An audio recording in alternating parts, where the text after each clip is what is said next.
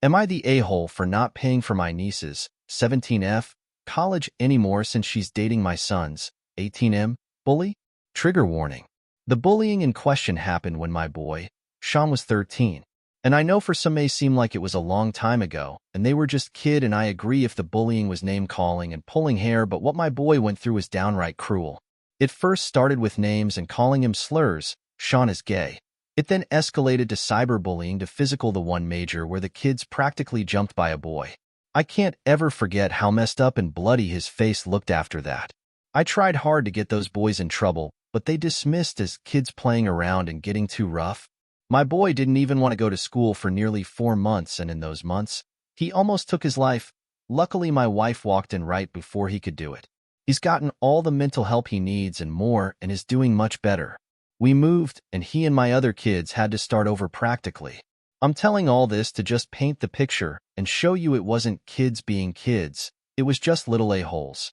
I make more than enough, and I don't ever mind helping my family, you know. Well, I had promised my niece that I'd be paying for her college. Anywho, on to the problem. We went back to our hometown, like always, celebrating the 4th of July and all of that. When we were prepping, my niece ended up bringing someone I never expected to see again. That little son of a witch, Derek, part of the kids that did the bullying. I recognized him immediately, and I know he did too since he didn't stay for long before leaving. After he left, I turned to my niece and asked her what the heck was she thinking about bringing him, knowing what he did to her cousin.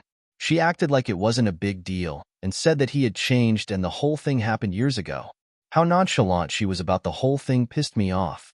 My sister tried telling her she shouldn't have brought him over, and she responded by saying she has a right to bring her boyfriend to meet the family, and then said that if Sean wasn't over what happened even now, it wasn't her boyfriend's fault.